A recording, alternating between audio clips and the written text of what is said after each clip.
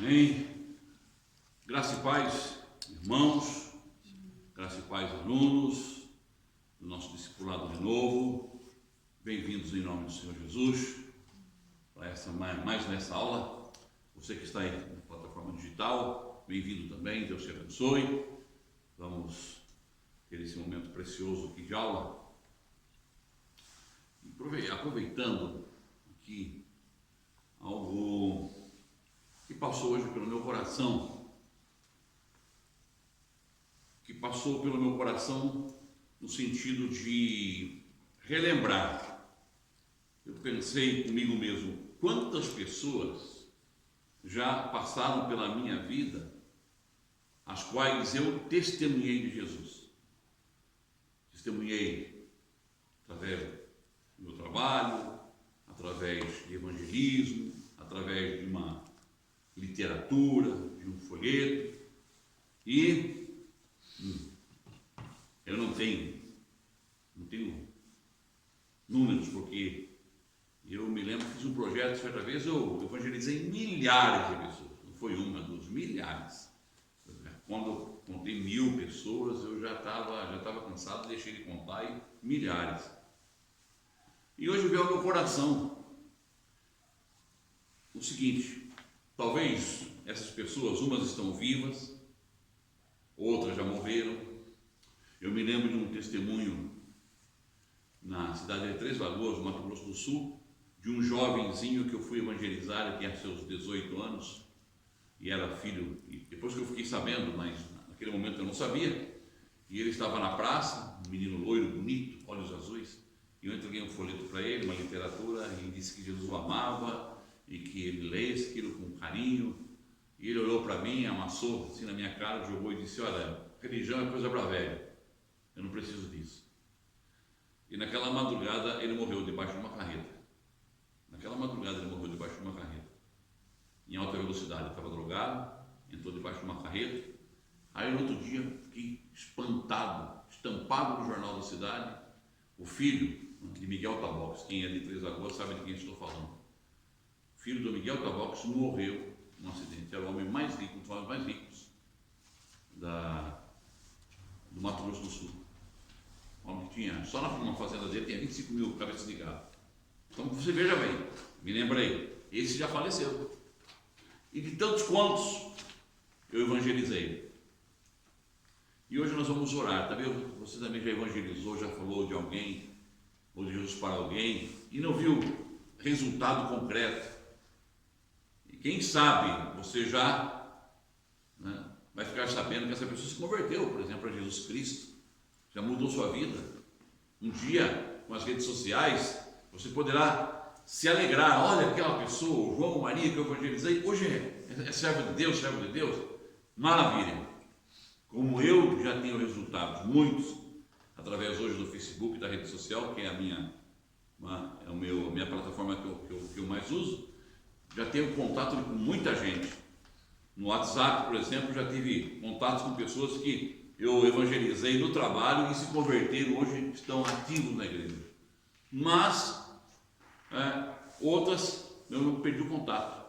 E hoje nós vamos orar para que, onde elas estiverem, essa semente que foi plantada, ela possa alguém regar.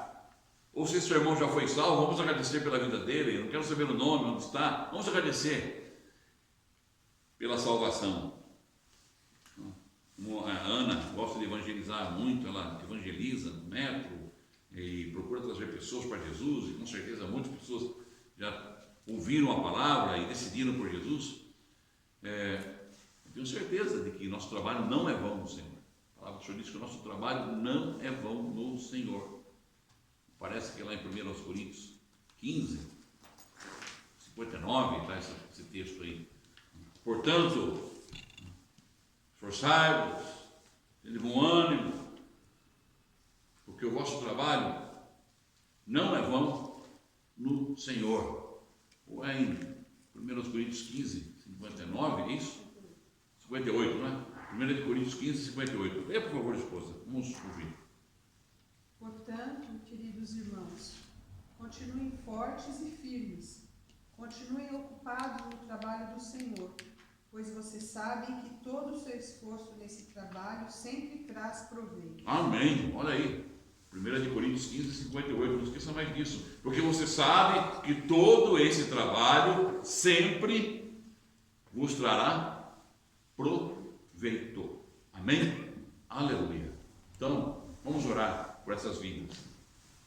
Ore em casa por elas. Vamos orar aqui agora, mas ore em casa para que o Senhor abençoe essas vidas, encontre, porque o nosso trabalho não é bom no Senhor. Amém? Sarinha, ora conosco aí. Vamos orar para a Sara, jovem, que sábado trouxe aí seus colegas de escola, suas amigas, que bênção. Vamos orar por elas também. Querido Deus e amado Pai, Sim, Pai. Senhor, hoje estamos aqui, Senhor, para conhecer mais a Sua palavra, Deus. E estamos vendo, Senhor, que estamos provocando um movimento, Senhor. Amém. Estamos provocando a mudança, Senhor, na cabeça das pessoas, Aleluia. Senhor, nos seus corações, Deus. Estamos dando a conhecer mais a Sua palavra, Senhor, e que possamos ter sabedoria para poder transmitir, Senhor, a linda palavra que o Senhor tem para nos ensinar, Deus. Que possamos ensinar e que essas pessoas possam mostrar e que possamos espalhar a palavra de Deus, Senhor, para essas pessoas, Deus. E que nós estamos fazendo, Senhor, isso para dar-as a conhecer, Deus. Abençoa a cabeça de cada um de nós, que possamos ter sabedoria neste momento, Senhor. Que possamos estar unidos, Senhor, e que possamos transmitir essa palavra abençoadamente, Senhor. E que nessa aula de hoje, Senhor, possamos aprender coisas maravilhosas, Senhor. Abençoa o pastor, Senhor, que vai estar dando a palavra, Senhor. Abençoa cada um de nós que possamos aprender, Senhor, absorver o que vamos estar aprendendo, Deus. Em nome de Jesus, amém. Amém. E você que está nos assistindo, né? Um abração aí para todos os alunos aí do Brasil, pessoal aí do Rio Grande do Sul, pessoal que está no norte também acompanhando, tem gente aí no Nordeste. O Senhor está fazendo um grande trabalho. Bem-vindos. E saiba, o seu trabalho não é bom no Senhor. 1 Coríntios 15, 58. Coisa linda. E olha, hoje o tema é ressurreição. Ressurreição. E todos os que nós já ministramos, Sara, estão incluídos na ressurreição do Senhor Jesus Cristo. Precisamos despertá-los, né? Introjectar neles a palavra, dizer que vocês já foram ressuscitados com Cristo. Precisam descobrir isso. Precisam possuir isso. Precisam ter uma experiência com essa realidade. Porque nós temos ensinado aqui, o discipulado é um aprendizado, é uma passagem de conhecimento, é um tempo de informação, é um tempo de informação, mas a formação é o Espírito Santo que faz em nós. É informação para formação. Jesus informou os discípulos para formar os discípulos. E ele mesmo disse: ide, pregai o evangelho a todos os homens, fazei discípulos de todas as nações, ensinando-os a guardar tudo que eu vos tenho informado, para que eles sejam formados. Amém? Ressurreição é o tema dessa noite. É o capítulo 13 do nosso livro. E a Sara, já que está com o microfone na mão, ela vai ler alguns textos para nós, e você que está nos assistindo, nos acompanhe. Caneta? Amém. Amém. Lembrando os alunos aí, esqueça sua caneta. Escreva, registra aí. Tem aqueles, hoje, como chama aqueles marcadores? Texto, marca texto, marque aí e registre. Em nome do Senhor. Vamos ver com a Sara, então? A ressurreição. O Espírito é o que vivifica. A carne para nada aproveita. As palavras eu vos tenho dito são espírito e são vida. Amém? Mais uma vez, Sara. O Espírito é o que vivifica. A carne para nada aproveita. As palavras eu vos tenho dito são espírito e são vida. Amém. Amém. João 6,63. Continue. Após a crucificação de Jesus, para muitas pessoas, tudo estava acabado. José de Arimateia, um homem rico, ofereceu um sepulcro novo para sepultá-lo, e o fizeram antes de chegar o sábado, dia de descanso para os judeus. Mateus 27, 57 a 60. Costumamos valorizar as pessoas ricas, sábias e importantes. Mas foi Maria Madalena, uma pecadora que havia sido perdoada por Deus, quem voltou ao sepulcro e lá permaneceu até receber a notícia da ressurreição. João 20, 1 ao 18. Amém. Nós temos aqui, essa palavra introdutória, a realidade da ressurreição de Jesus. Ressurgir dos mortos. É um fato único, exclusivo, historicamente. Não se tem conhecimento de um outro ser que tenha tido essa experiência, esse fenômeno de ressuscitar dentre os mortos, revivido. Temos passagens na Bíblia, temos experiências de irmãos e experiências também da vida cotidiana de pessoas que morreram e voltaram à vida. Tipo, capítulo 11 de João, Lázaro, ao quarto dia. Jesus ficou 3 dias, Lázaro ficou 4 dias. E ressuscitou dos mortos. Jesus foi até Betânia e lá ele ressuscitou Lázaro, que era seu amigo, irmão de Maria Madalena. Entretanto, foi uma ressurreição biológica, temporal. Lázaro, posteriormente, depois de alguns anos, morreu. E morreu bem morrido. E não foi ressuscitado, bem ressuscitado. Morreu e está esperando, como Paulo diz, a ressurreição dos mortos. Mas o que estamos falando aqui nessa aula é de uma ressurreição sui generis, diferente de tudo que se possa imaginar. De alguém que ressuscitou para eternamente estar ressuscitado.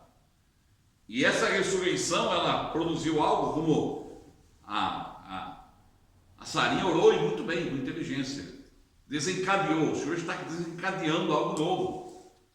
Ela está percebendo isso, e Deus está desencadeando algo novo em nosso meio. E nós temos que pregar essa ressurreição, viver essa ressurreição. Por quê? Porque a natureza da ressurreição, nós precisamos entender a natureza da ressurreição e seus feitos.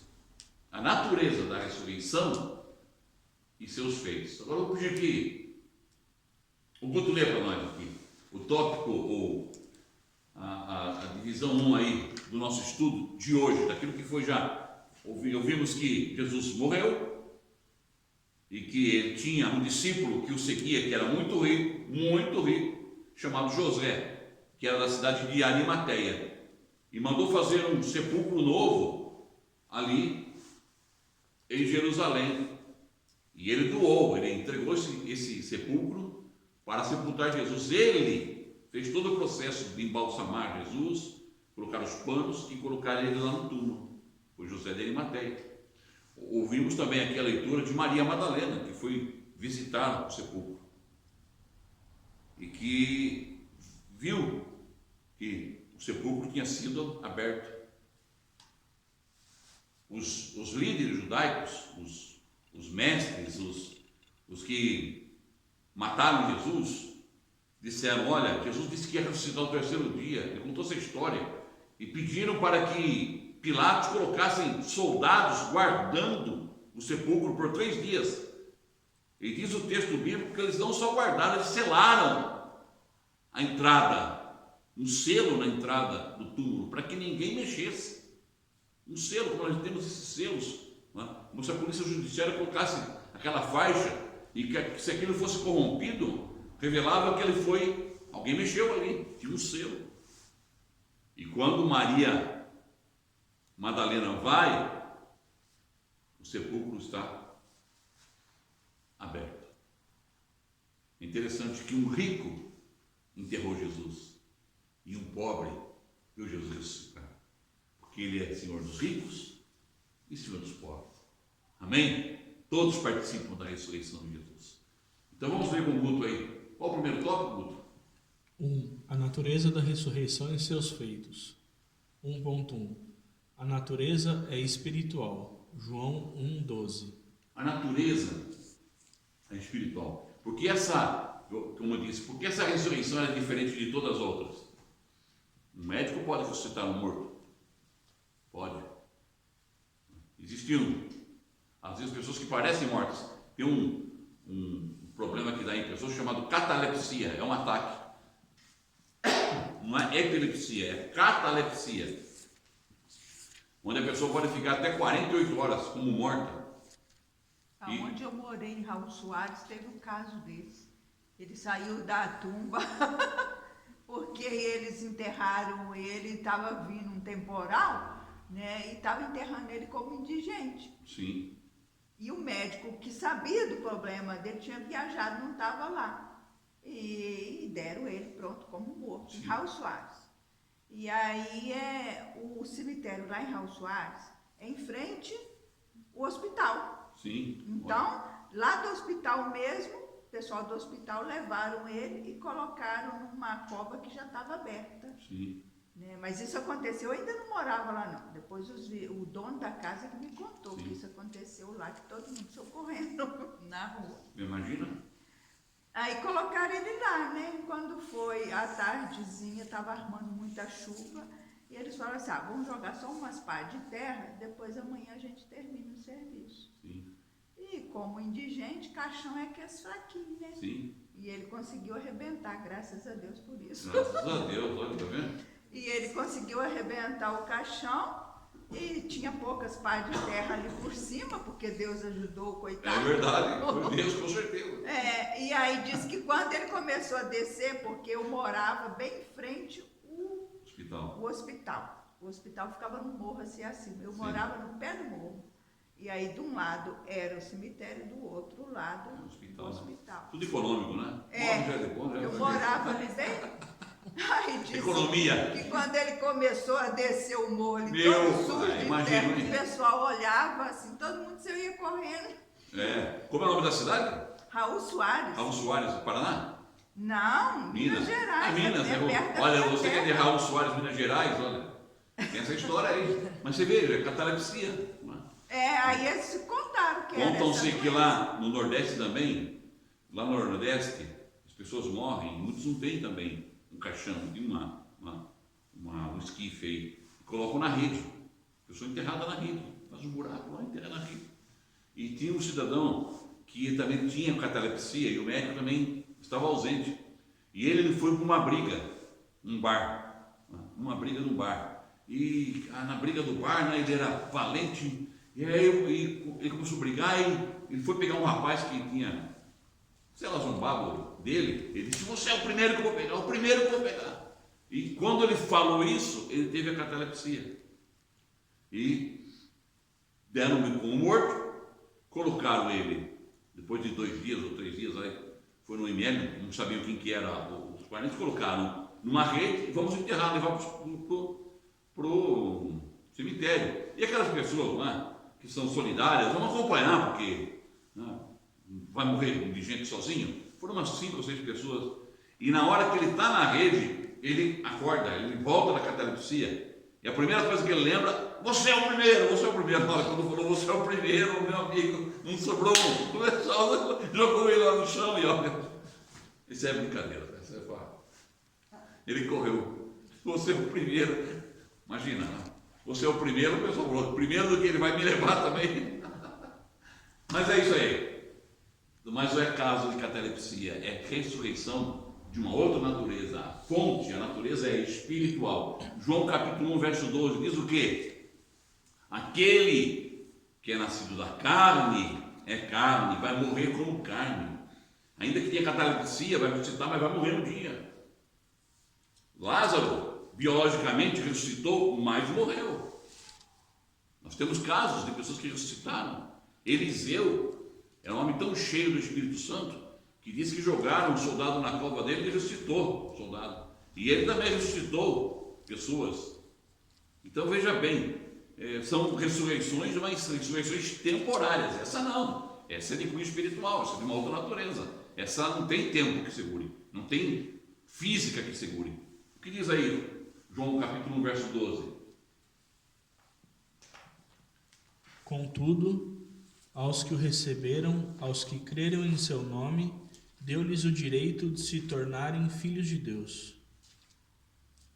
13.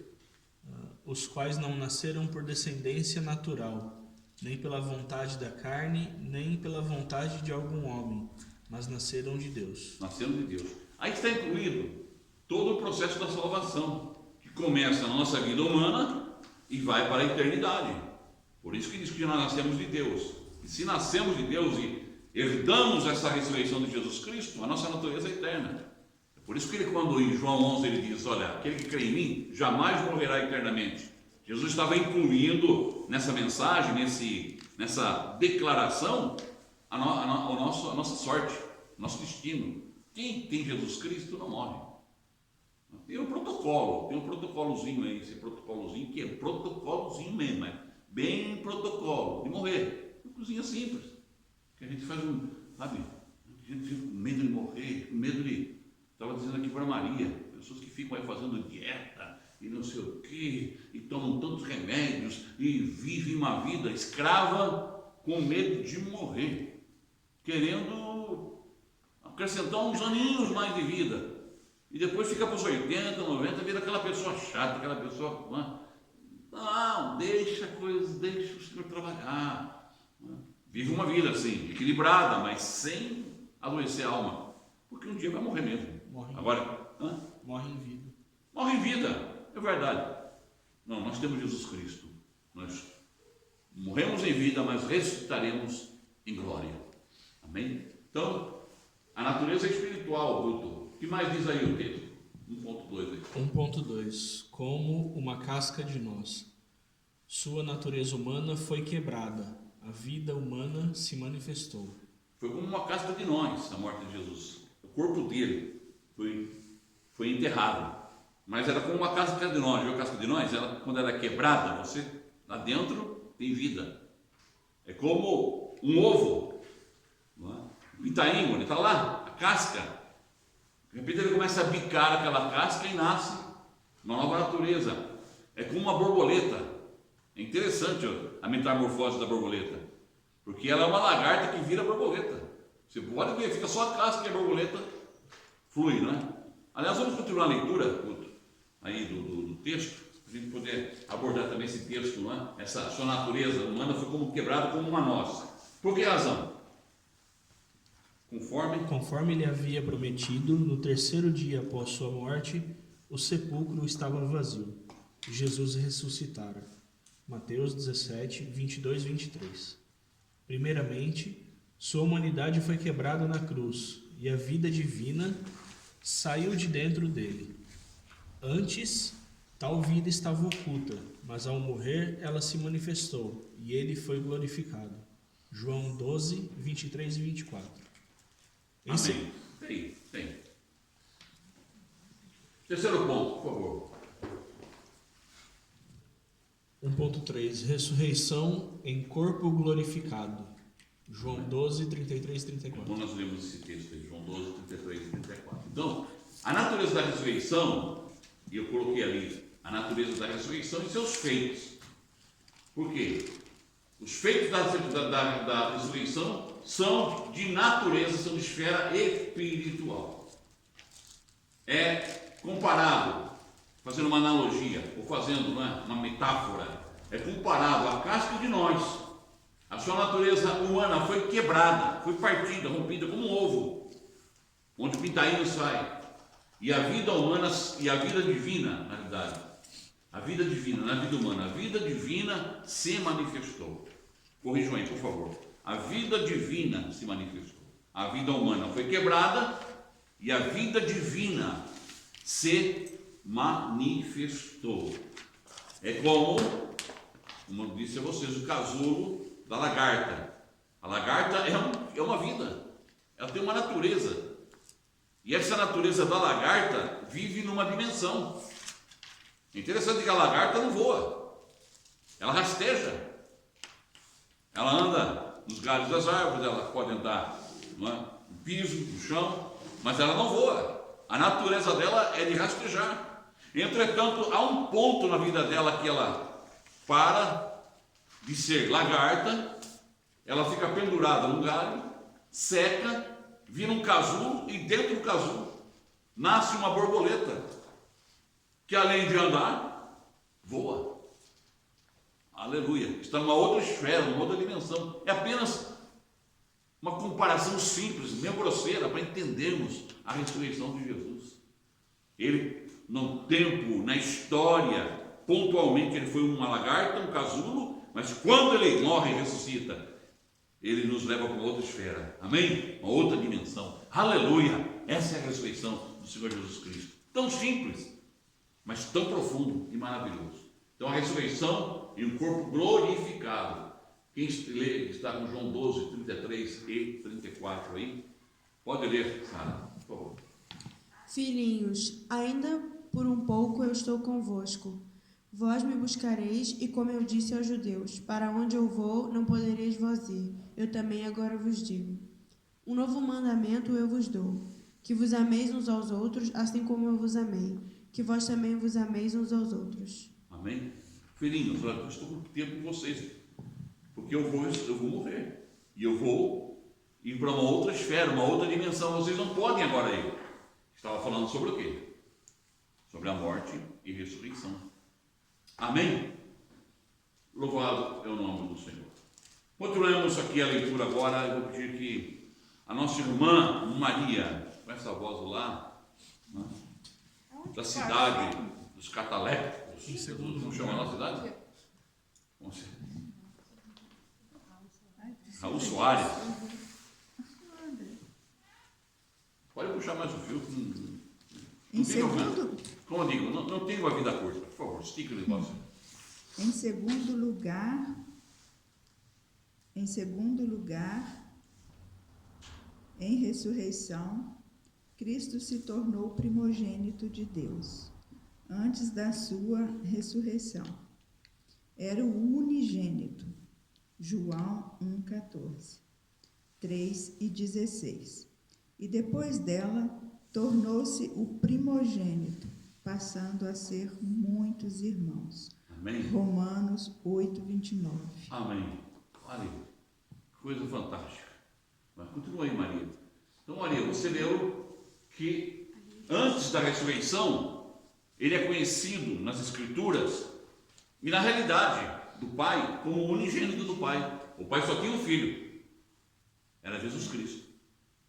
Há expressões que você encontra nas Escrituras sobre os filhos de Deus. Quando os filhos de Deus, logo em Gênesis, capítulo 6, se a minha memória não me trai, quando os filhos de Deus viram que as filhas dos homens eram formosas, tomaram essas mulheres como mulheres para si, coabitaram com elas e elas geraram os gigantes, os nefilins, como diz o texto, o hebraico, os gigantes que pisaram na terra, de onde Golias era herdeiro, era também raiz desses nefilins aí, desses gigantes. Mas esses filhos de Deus, essa palavra, não significa filho gerado por Deus. Filho criado, filho parte da criação. Mas não há nenhum vínculo direto de filho com Deus. Só Jesus Cristo é o filho que a teologia não consegue entender, ninguém não consegue entender isso. É eternamente gerado. Jesus é o unigênito eternamente gerado. Coisa fantástica, linda. Como ele morreu antes da fundação do mundo, nós já abordamos isso. São temas que nós vamos entrar na eternidade e se é do foro de Deus nos ensinar, nos dá capacidade para entender, entenderemos. Se demorar a eternidade toda, estamos lá na eternidade, sem problema. Eu vou para a eternidade sem problema. E se não vou nem arranhar aí o ego de Deus perguntando uma coisa dessa, desfrutar da eternidade. Mas a verdade é que temos aqui, eu não sei se tem esse termo, mas eu coloquei unigenitura e primogenitura, vínculos e direitos legais. Nós vemos aqui, o autor está falando de a realidade que antes da ressurreição, Jesus era o unigênito. Após a ressurreição, ele se tornou o primogênito. Por quê? Porque nele Deus também nos separou e nos processou como filhos. Jesus se tornou um útero de Deus para nele nos formar. Por isso somos formados em Jesus. Toda vez que você encontra, não é, na Bíblia, em Cristo, por Cristo, esses termos, não é?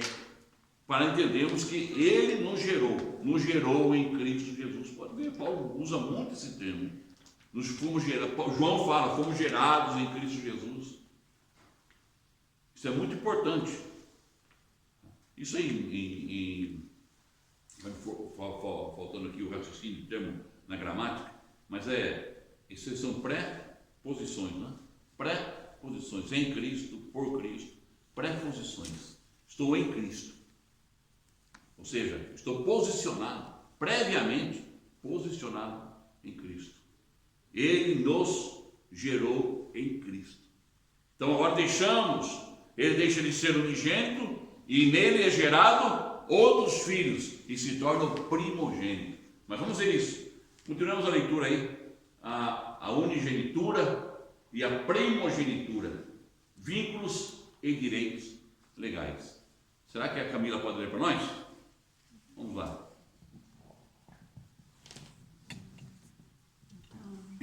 2.1.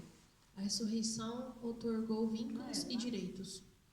A ressurreição outorgou vínculos e direitos. Agora temos um vínculo.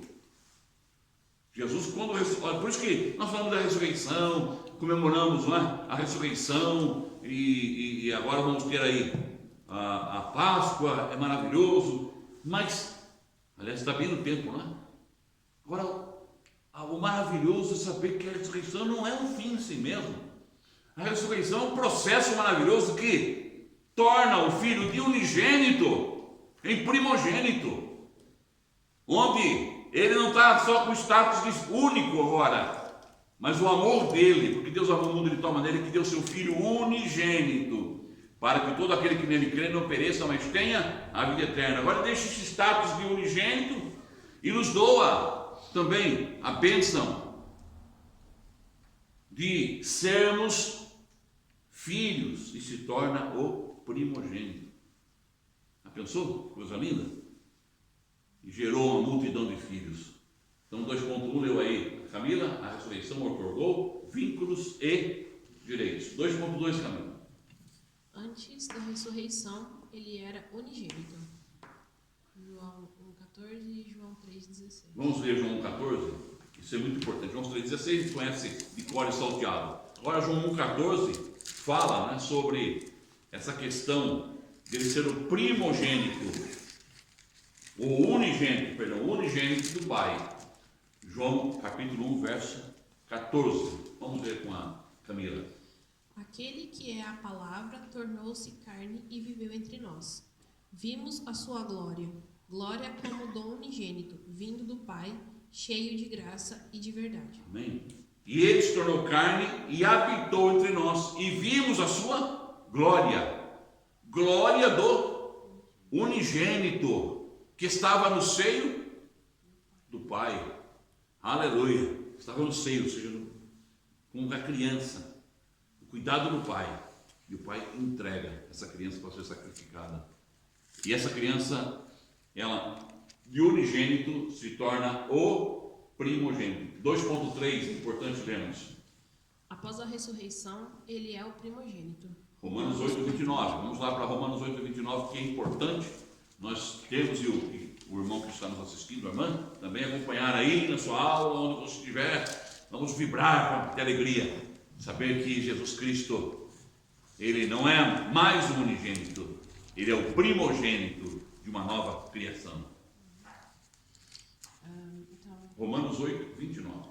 Pois aqueles que de antemão conheceu, também os predestinou para serem conformes à imagem de seu Filho, a fim de que ele seja o primogênito entre muitos irmãos. Leia mais uma vez, Camila. Esse texto é maravilhoso, é muito forte, é muito denso, é muito incisivo.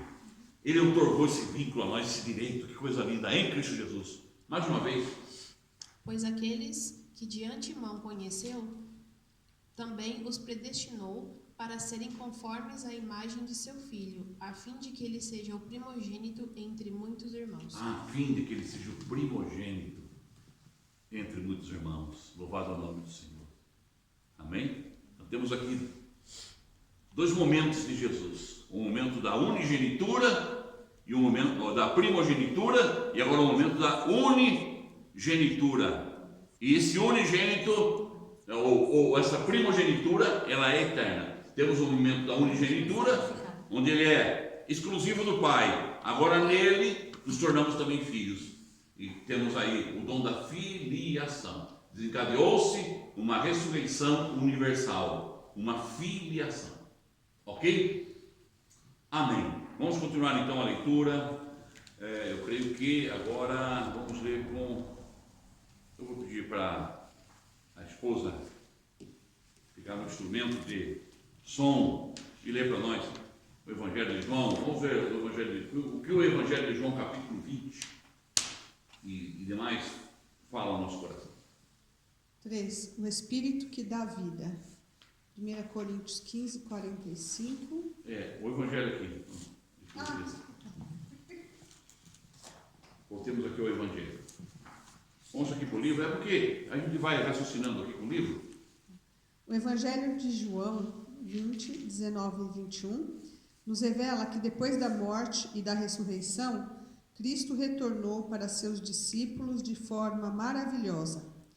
Ele não os ensinou e não deu nenhum sermão como fez no monte, mas simplesmente soprou neles e disse-lhes: recebei o Espírito Santo. João 20, 22.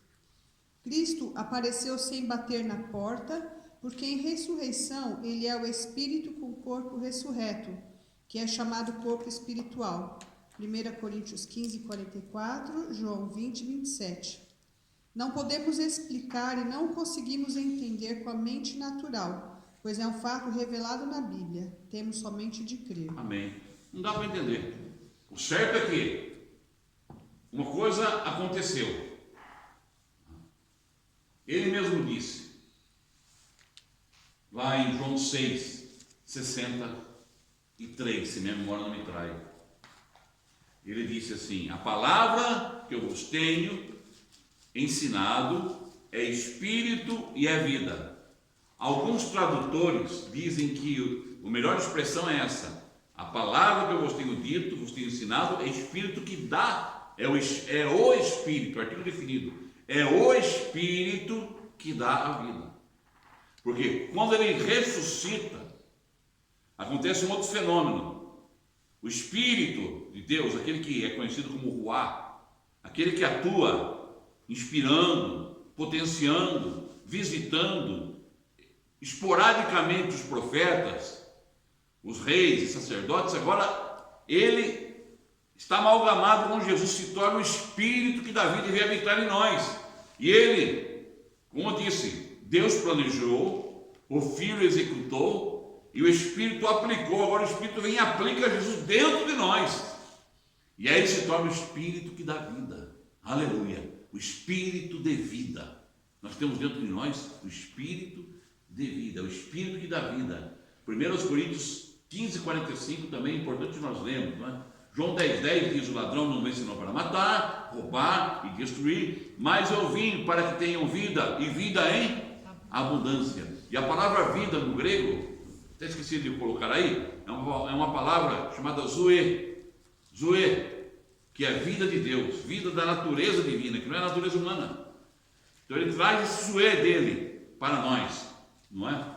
João 20, 22 também fala que ele soprou o Espírito nos discípulos e se tornou o Espírito que dá vida. João 1 Coríntios 15, 45. O que diz aí? 1 Coríntios 15, 45, esposa, pode ler. Porque as Escrituras Sagradas dizem: Adão, o primeiro homem, foi criado como ser vivo, mas o último Adão, Jesus Cristo, é o Espírito que dá vida. Olha aí, essa tradução está boa, mas o último Adão, e não diz o segundo Adão. O primeiro Adão foi feito alma vivente. O último Adão, Espírito que dá vida, ou Espírito vivificante, também algumas versões diz isso. Então, eu coloquei esse pensamento aqui. Um templo vivo não pode ficar desabitado. 1 Coríntios 3,16 diz que nós somos templo do Espírito, de Cristo. E aí você vai ver no Novo Testamento muitas expressões, o Espírito de Cristo que habita em vocês. O Espírito de Cristo é esse Espírito que dá vida. Por isso que ele disse, se eu não for, acho que João 14 diz, se eu não for, o Espírito não virá. É necessário que eu vá, seja glorificado, vamos falar sobre isso, e ele volta, ele vem. Ponto 3.2 da esposa, agora pode ler, 3.2. Na sua ressurreição, ele tornou-se o Espírito que dá vida. 3.3. Um corpo espiritual que habita em nós, entender pela fé. Amém? Ele é um corpo espiritual que habita em nós. Não é? Aí você fala, mas como que pode, né, pastor? A física diz que dois corpos não podem ocupar o mesmo espaço ao mesmo tempo. Será? Se for de neutrino, consegue. Existe um elemento sutil na natureza. Não vou dar uma aula de física aqui, mas chama-se neutrino. Que ele consegue traspassar o corpo. Ele passa lá do outro lado. E ele consegue, se for formado no corpo, ele consegue habitar dentro do próprio corpo nosso. Mas Jesus não é neutrino. Ele é muito mais sutil do que isso. Ele é espírito. E ele habita em nós. Amém? E a hora que a Ana vai, pega o metrô e vai para casa, está o Espírito com ela lá. Aleluia, caminhando junto. Deus abençoe em nome do Senhor. Amém, amados? Compreendido aí? Vamos caminhar, porque é para frente que se caminha, já dizia um grande treinador aqui português, que já treinou inclusive o Flamengo aí no Brasil, hein? Ele disse que é para frente que se anda. Se vocês concordam, digam amém. Amém. Então vamos lá. Agora eu pedi para Andréia. O microfone vai ter a Andréia lá, ela vai ler aqui. Logo após a sua ressurreição, aí na folha. Logo após sua ressurreição, Cristo foi ascendido às alturas e recebido por seu Pai. João 20:17. Foi grandemente exaltado e feito Senhor e Cristo. Atos 2:36. A ele foi dado ser cabeça sobre todas as coisas para a igreja, a qual é o seu corpo. Efésios 1:20-23. Em sua ascensão, Cristo derramou o Espírito Santo sobre os seus crentes. Atos 2:33. Esse foi o batismo genuíno do Espírito que formou o corpo de Cristo. 1 Coríntios 12:13. Em sua ressurreição, ele havia insuflado o Espírito Santo em seus discípulos e, em sua ascensão, derramou seu Espírito sobre ele. Dentro dos discípulos e sobre eles havia somente o Espírito. Dentro estava o Espírito que enche interiormente e fora estava o Espírito derramado.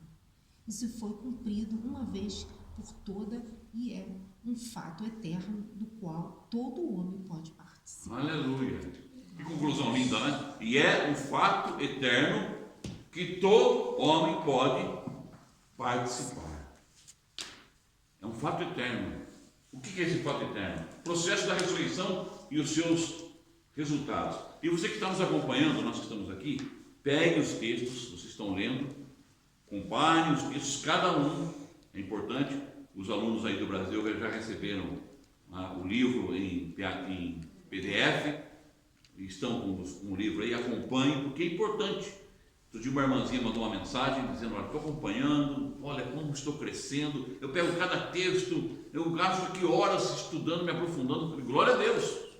E a mesma coisa tem que acontecer conosco. Então vamos lá, ponto 4 aí, processo de ressurreição e os resultados. Estão incluídos em todos esses textos bíblicos que nós temos aí.